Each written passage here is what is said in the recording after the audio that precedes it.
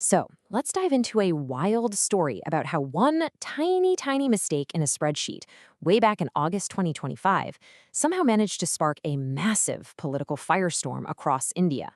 This whole episode became known as the Vote Chori controversy, and it's a fascinating look at data, politics, and power. And boom, this is what really set things off.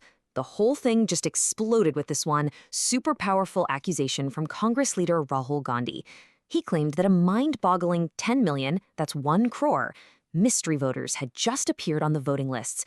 He was basically alleging massive systemic vote theft. The fallout was, immediate. On one side, you had the Congress Party pushing this narrative of vote chori, actual vote theft, and on the other, you had a furious Election Commission of India firing back, calling the whole thing absurd and a total insult to the Constitution. The battle lines were drawn right then and there. So you might be wondering, how in the world did a respected academic institute get dragged into the middle of this political war?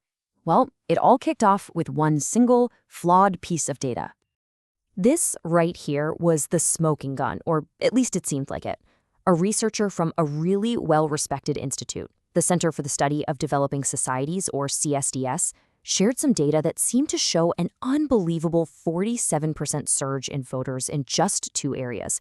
For anyone pushing the vote chori idea, this was like, see, we have academic proof. But here's the crazy part. This so-called proof had an incredibly short shelf life. I mean, within 48 hours, the post that was fueling this whole firestorm, it was just deleted. And in its place, a public apology.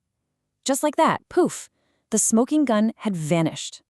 The reason they gave was a data preparation error. So what does that actually mean? Well, it means this wasn't some grand conspiracy or intentional manipulation. It was a classic human mistake. Someone just misread a line on a spreadsheet. An honest mistake for sure, but one that had these uncommonly huge political consequences. Okay, but the story doesn't just stop with an apology. Not even close.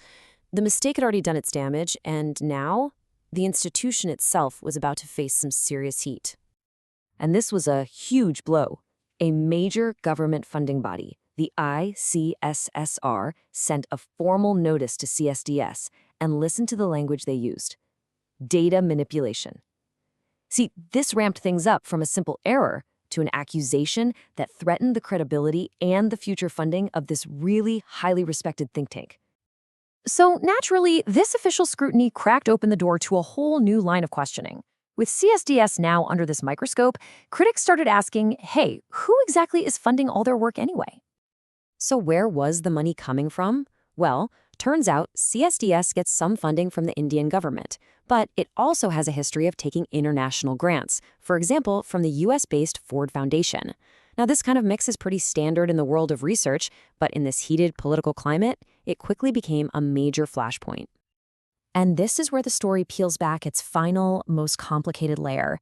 The whole conversation shifted from a data error and a political fight to something much bigger. These whispers of geopolitics and even foreign influence. Which, of course, brings us to the elephant in the room. Was there a foreign hand involved here? With all the talk about international donors, people started to wonder. So let's just ask it directly. Is there any public proof? The answer, based on all the facts we have available, is a very clear and unambiguous no. There are no leaked memos, no whistleblowers, no intelligence reports floating around out there. The only thing we can actually confirm at the center of this whole saga is a data error, which was admitted and corrected. But, and this is a big but, the situation is a little more nuanced than that. On the one hand, yeah, public proof is totally absent. The only confirmed event is that simple mistake. But on the other hand, in the world of international espionage and politics, hard evidence of foreign interference is almost never made public because it could cause a huge diplomatic crisis. It's that classic problem. The absence of evidence isn't necessarily evidence of absence. So let's just recap this wild chain reaction. It all started with step 1, a simple data error. That error then became step 2, a political weapon. That led to step 3, an institutional crisis for the researchers. And it all ended at step 4, a speculative but really powerful geopolitical question. It's an incredible cascade, all from one tiny little mistake. And that leaves us with this final kind of provocative thought to chew on.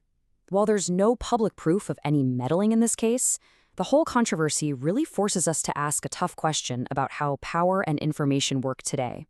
If a foreign power was trying to quietly influence events, is it even likely that the proof would ever see the light of day? Something to think about.